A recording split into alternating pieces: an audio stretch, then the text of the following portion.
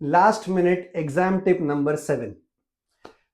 Exam मध्ये गेल्यानंतर कधी कधी असं होतं की तुम्ही आन्सर्स लिहितायत, क्वेश्चन पेपर अटेम्प्ट करताय आणि तुम्हाला काहीतरी डिफिकल्टी येते. That difficulty is not related to your question paper. ती डिफिकल्टी असते की तुमचा आन्सर शीटमध्ये काहीतरी प्रॉब्लेम आहे, त्याच्यामध्ये पेजेस स्टिक झालेले आहेत किंवा एखादं पेज मिसिंग आहे किंवा मग क्वेश्चन पेपरचा एखादा पेज मिसिंग आहे किंवा काही असू शकतं. या सिनॅरिओमध्ये घाबरू नका. तुमच्या क्लासरूममध्ये जे सुपरवायझर किंवा इन्व्हिजिलेटर असतील, तुम्ही त्याच मोमेंटला त्यांना कॉन्टॅक्ट करा. त्यांना बोलवा, त्यांना तुमचा प्रॉब्लेम सांगा, नीट एक्सप्लेन करा. घाबरू नका.